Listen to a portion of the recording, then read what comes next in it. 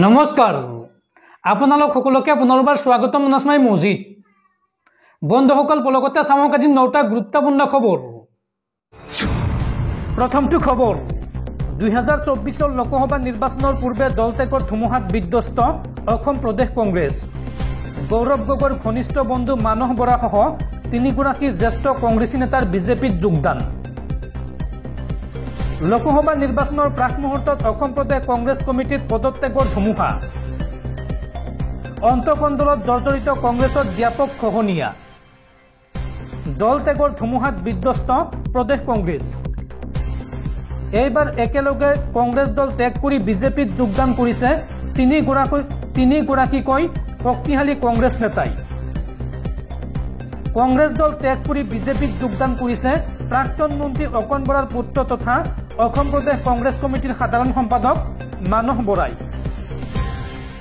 লগতে বিজেপিত যোগদান কৰিছে শিৱসাগৰ জিলা কংগ্ৰেছৰ সভাপতি অনুজ বৰকটকীয়ে আৰু লগতে জ্যেষ্ঠ কংগ্ৰেছী নেতা কিশোৰ ভট্টাচাৰ্যৰো কংগ্ৰেছ দল ত্যাগ একেদিনাই তিনিজনকৈ জ্যেষ্ঠ নেতাই ত্যাগ কৰিছে কংগ্ৰেছ দল আৰু বাজপেয়ী ভৱনত ৰাজ্যিক বিজেপিৰ সভাপতি ভৱেশ কলিতা লগতে মন্ত্ৰীদ্বয়ক্ৰমে জয়ন্ত মল্ল বৰুৱা পীযুষ হাজৰিকা আৰু সাংসদ পবিত্ৰ মাৰ্ঘেৰিটাৰ উপস্থিতিত বিজেপিত যোগদান কৰিছে এই কেইগৰাকী কংগ্ৰেছ নেতাই পৰৱৰ্তী খবৰ ভাৰতীয় বতৰ বিজ্ঞান কেন্দ্ৰৰ আগজাননী আজিৰ পৰা আগন্তুক 5 দিনলৈ ৰাজ্যত ধাৰাসাৰ বৰষুণৰ সম্ভাৱনা বৰষুণৰ লগতে বজ্ৰপাতৰো সম্ভাৱনা আছে এই সময়ছোৱাত এই সন্দৰ্ভত ৰাজ্যৰ 17খন জিলালৈ সতৰ্কবাণী জাৰি ভাৰতীয় বতৰ বিজ্ঞান কেন্দ্ৰৰ আগন্তুক 5 দিনলৈ ৰাজ্যত ধাৰাসাৰ বৰষুণৰ সম্ভাৱনা বৰষুণৰ লগতে বজ্ৰপাতৰো সম্ভাৱনা আছে এই সময়ছোৱাত এই সন্দৰ্ভত ৰাজ্যৰ 17খন জিলালৈ সতৰ্কবাণী ভাৰতীয় বতৰ বিজ্ঞান কেন্দ্ৰৰ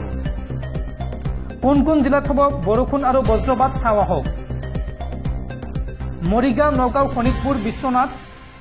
সজাই পশ্চিম কাৰ্বি আংলং ডিমা হাছাও পূব কাৰ্বি আংলং গোলাঘাট যোৰহাট মাজুলী লখিমপুৰ ধেমাজি শিৱসাগৰ চৰাইদেউ ডিব্ৰুগড় আৰু তিনিচুকীয়াত প্ৰবল বৃষ্টিপাতৰ সম্ভাৱনা আছে এই কথা জনাইছে ভাৰতীয় বতৰ বিজ্ঞান কেন্দ্ৰই পৰৱৰ্তী খবৰ নিৰ্বাচন অনুষ্ঠিত হোৱাৰ পূৰ্বে নিৰ্বাচনত জয়লাভ বিজেপিৰ অৰুণাচলত 10 গৰাকী বিজেপি প্ৰাৰ্থীৰ বিনা প্ৰতিদ্বন্দ্বিতাৰে জয়লাভ মুখ্যমন্ত্ৰীৰ পিছত এইবাৰ বিনা প্ৰতিদ্বন্দ্বিতাৰে জয়লাভ কৰিলে অৰুণাচলৰ উপমুখ্যমন্ত্ৰী চাওনা মেইনই শেহতীয়াকৈ কংগ্ৰেছ প্ৰাৰ্থী বায়ামছ প্ৰিয়ে প্ৰত্যাহাৰ কৰে মনোনয়ন পত্ৰ আৰু তাৰ পিছতে এই পৰ্যন্ত 10 গৰাকী বিজেপি প্ৰাৰ্থীয়ে বিনা প্ৰতিদ্বন্দ্বিতাৰে জয়লাভ কৰিছে অৰুণাচল প্ৰদেশত বন্ধুসকল তাৰপিছত 4 নম্বৰ খবৰটো জনোৱাৰ আগতে আপোনালৈ এটা সৰু ৰিকুৱেষ্ট যদি তেওঁলোকে এই ভিডিঅ'ত লাইক কৰা নাই তেন্তে প্লিজ এটা লাইক কৰি দিয়ক আৰু এনেকুৱা ধৰণৰ নতুন নতুন ভিডিঅ' পাবলৈ চেনেলটো ছাবস্ক্ৰাইব কৰি কাষত থকা বেল আইকনটো প্ৰেছ কৰি ৰাখক পৰৱৰ্তী খবৰ ইডি আৰু সিবিআইক প্ৰচণ্ড ধমক কংগ্ৰেছ নেতা ৰাহুল গান্ধীৰ এইবাৰ দেশত কংগ্ৰেছ চৰকাৰ আহিলে ইডি আৰু সিবিআইৰ বিৰুদ্ধে কঠোৰ ব্যৱস্থা গ্ৰহণ কৰা হ'ব ভয়ংকৰ বিপদত পৰিব ৰাষ্ট্ৰীয় অনুসন্ধানকাৰী সংস্থা আৰু তদন্তকাৰী সংস্থা ইডি আৰু সিবিআই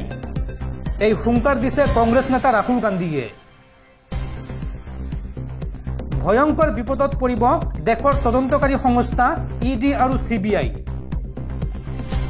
ইডি আৰু সিবিআই ৱাৰ্নিং দি সুপাৰ গ্যাৰাণ্টি কংগ্ৰেছ নেতা ৰাহুল গান্ধীৰ ইডি আৰু সিবিআই বাচি যাব নোৱাৰিব যিদিনাই দেশত চৰকাৰ সলনি হ'ব শাসনৰ পৰা বিজেপি আঁতৰিব সিদিনে আমি একশ্যন ল'ম এই মন্তব্য কংগ্ৰেছ নেতা ৰাহুল গান্ধীৰ চৰকাৰ সলনি হ'লেই সিবিআই ইডিৰ বিৰুদ্ধে ব্যৱস্থা লোৱা হ'ব ইডি আৰু সিবিআইৰ বিৰুদ্ধে এনেকুৱা ব্যৱস্থা গ্ৰহণ কৰা হ'ব যে ভৱিষ্যত আৰু কোনো সংস্থাই যাতে ভুল কৰিব নোৱাৰে এই মন্তব্য কংগ্ৰেছ নেতা ৰাহুল গান্ধীৰ পৰৱৰ্তী খবৰ আজি হৈছে মাৰ্চ মাহৰ অন্তিম দিন অৰ্থাৎ চলিত বিত্তীয় বৰ্ষৰ শেষৰটো দিন কাইলৈৰ পৰা আৰম্ভ হ'ব এপ্ৰিল মাহ আৰু এপ্ৰিল মাহত দেশত 14 দিন বন্ধ থাকিব বেংকলৈ যোৱাৰ পূৰ্বে চাই লওঁ আহক এই বন্ধৰ তালিকা চলিত বৰ্ষৰ এপ্ৰিল মাহত দেশৰ বেংক কেইবাদিনো বন্ধ থাকিব। বেংকিং সেৱাসমূহ মাহত মুঠ 14 দিনৰ বাবে বন্ধ থাকিব। গতিকে প্ৰয়োজনীয় কামৰ বাবে বেংকলৈ যোৱাৰ আগতে বেংক কোনটো দিনত বন্ধ থাকিব জানি লওঁ আহক। ভাৰতীয় ৰিজাৰ্ভ বেংকৰ মতে সমগ্ৰ দেশতে সকলো বেংকে প্ৰয়োজনীয় বন্ধ অৰ্থাৎ বেংক হলিডে লাভ কৰিব আৰু আঞ্চলিক বন্ধ ৰাজ্য চৰকাৰৰ দ্বাৰা স্থিৰ কৰা হৈছে। গতিকে কিছুমান বন্ধৰ দিন ৰাজ্যভেদে পৃথক হ'ব।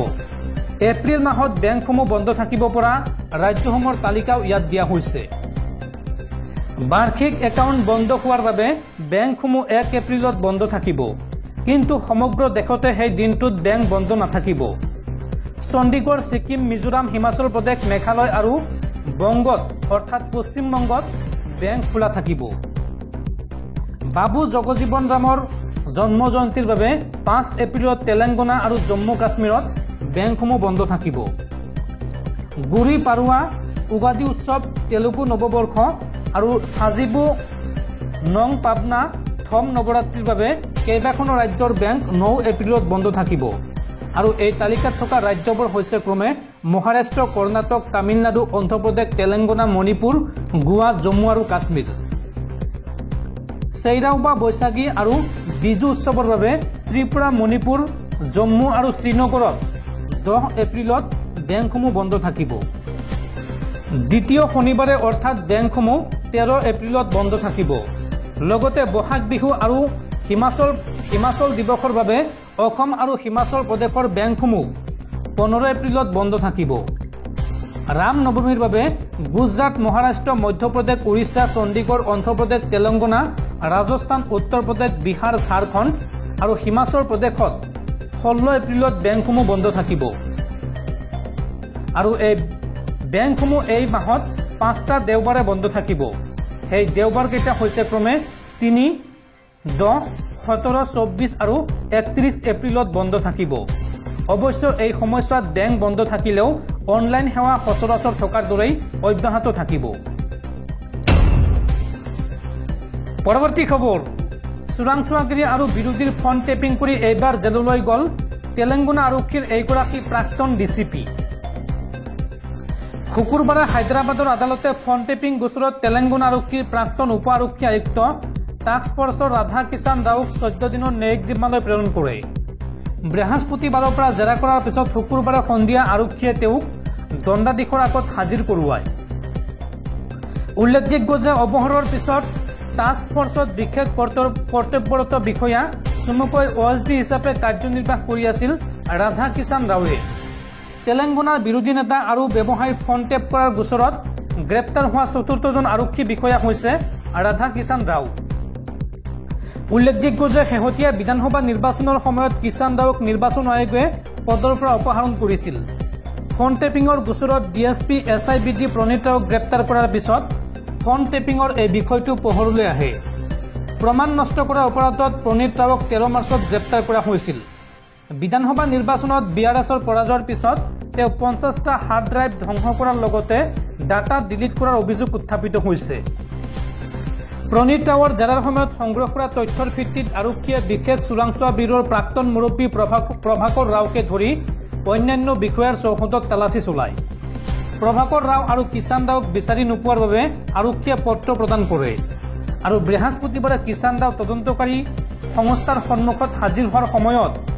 প্ৰভাকৰ ৰাওৱে চিকিৎসাৰ বাবে আমেৰিকাত আছে বুলি জানিবলৈ দিয়ে। একেটা গোচৰতে যোৱা 23 মাৰ্চত আৰক্ষী বিষয়া বুজংগা ৰাও আৰু হায়দৰাবাদ নগৰ আৰক্ষী ত্ৰিউপথান্নাৰ নগৰ নিৰাপত্তা শাখাৰ অতিৰিক্ত আৰক্ষী উপায়ুক্তক গ্ৰেপ্তাৰ কৰা হৈছিল আৰু পিছদিনা আদালতে তেওঁলোকক ন্যায়িক জিম্মালৈ প্ৰেৰণ কৰে।